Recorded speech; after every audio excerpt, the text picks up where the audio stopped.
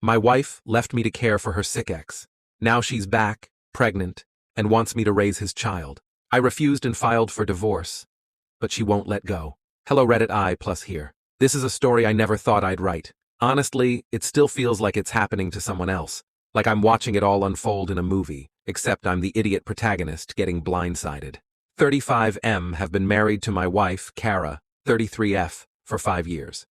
We met through mutual friends, dated for about 2 years, and had what I thought was a solid relationship. Nothing flashy, nothing dramatic. We communicated well, I thought. We supported each other, we talked about having kids someday. I thought we were in a good place. The one loose thread in our marriage was her ex, Jordan. He was her college boyfriend. They were together for 6 years and even got engaged at one point, but according to her, things fizzled out. He was emotionally distant, career-obsessed, and didn't want a family. They broke it off and she moved on. Or so she said. We didn't talk about him much. She told me early on that Jordan had been a huge part of her life, but that she'd left it behind. She was with me now. And I believed her. I never snooped, never questioned. I wanted to be the secure husband, you know? Fast forward to about 8 months ago. It was a Wednesday night. I remember because I'd just finished prepping dinner. Steak and roasted potatoes, her favorite. And I was waiting for her to get home from work. She's a nurse, and her shifts are unpredictable. So I wasn't too concerned when she was late. But then she walked in, pale and quiet, with this strange expression on her face. She sat down and said she needed to talk. Jordan had cancer. Stage 4 pancreatic. He'd been diagnosed recently and didn't have long. No family, no close friends, and apparently, he reached out to her. He's dying, and he's alone, she said. He asked if I could be there for him, to help. Just until the end. I didn't even know how to process that. I asked her why she of all people was the one he called. She said, because I was his person once. He said I'm the only one he ever really had. I asked her what she was planning to do. She hesitated. I want to go, she said. Not forever. Just for a little while. Until it's over. I was stunned. I asked her what that meant for us. She said she still loved me. That this was just something she needed to do. That if I truly loved her, I'd understand. And like an idiot, I said yes. I let her go. I told myself it was noble, mature, compassionate. That she'd come back and we'd pick up where we left off. 3 months. That's how long she was gone. We barely spoke. I got an occasional update. Jordan's getting worse. He had a bad night. I'll try to call soon. But it was all vague, distant, cold. Eventually I stopped trying to reach out. I started detaching. I tried to keep busy. Work, gym, therapy. I kept telling myself it would all make sense later. Then she came back. No warning. Just knocked on our front door like she hadn't vanished for a quarter of a year. She looked different. Exhausted, emotional, but also kind of radiant. There was this weird energy about her. And then she said the words that shattered whatever hope I had left. I'm pregnant. I froze. My brain immediately did the math. And then she confirmed it. It's Jordan's. She claimed it just happened. That they were grieving. That emotions were high. That it didn't mean anything. Let me repeat that. My wife left me to take care of her dying ex, slept with him while he was dying, and then came back carrying his child, asking me to step in and be a father to it. She had the audacity to say, he's gone now. We can move forward. We can raise this child together. I stared at her like she was speaking in tongues. You cheated on me, I said. You left our marriage to be with another man. I let you go thinking you were being a caregiver, and you cheated. She insisted it wasn't like that, that she was lost, confused, overwhelmed. She said she still loved me, that this baby didn't have to be the end of us, that I could love this child like my own. I told her no. I told her this was her mess to clean up, that I wasn't going to raise the child of the man she left me for, even if he was dying. I told her we were done. She cried, begged, pleaded. I filed for divorce 2 days later. And that should be the end of the story, right? Except she won't let go. She shows up at my house asking to talk. She emails me these long letters. She even showed up at my mother's house last month with the baby bump clearly showing, saying she wanted to explain things woman to woman. She says she's willing to go to counseling, that she'll sign anything, that I don't even have to be the baby's father legally. She just wants a chance to make things right. She won't accept that I don't want to be with her anymore.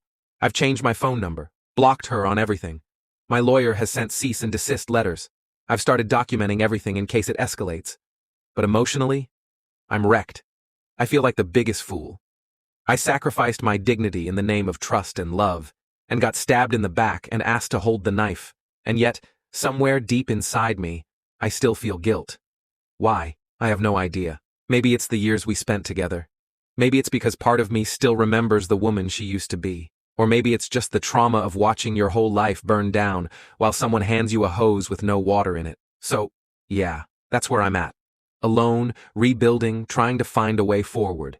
And if you're out there thinking of letting your partner cross some temporary emotional boundary for closure or compassion, don't. If they walk out that door for someone else, no matter the reason, they're already gone. So, a couple of weeks ago, Kara's sister reached out.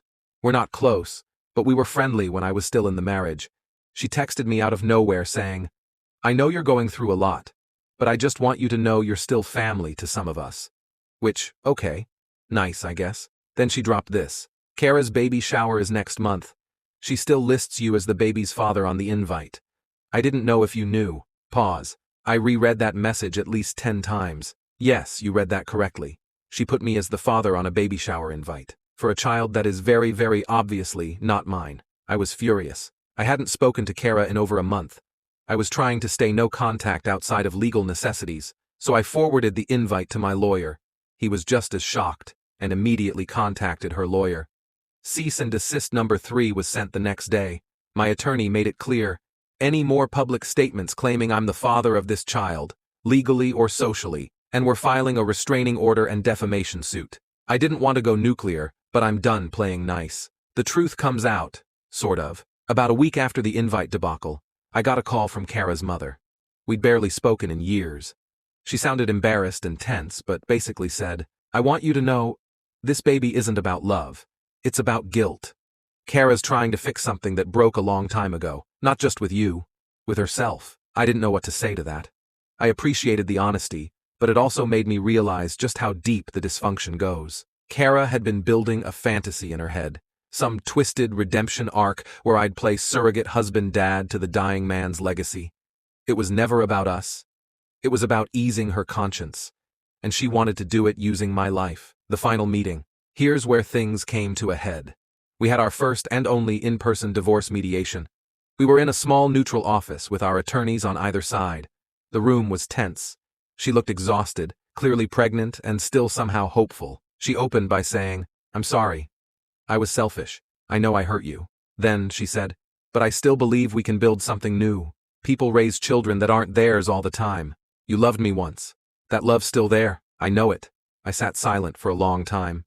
Then I looked at her and said, "No, that love died the night you crossed that line. You can be sorry, and I can forgive you someday. But there is no rebuilding, not from this." I thought she'd break down. She didn't. She just looked hollow, like she'd finally accepted that the fantasy she'd clung to wasn't coming back. Where I am now.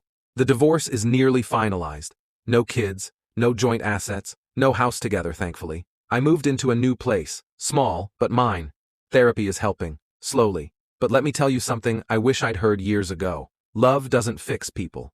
It doesn't erase poor choices. And it absolutely doesn't survive betrayal just because you want it to. Kara was my wife, my partner, my friend. And I would have done anything to save her, until I realized she didn't want saving. She wanted absolution. And that's not my job anymore. I have no idea what her future holds. But I know what mine does. Peace, boundaries, self-respect, and maybe someday, love again. The real kind.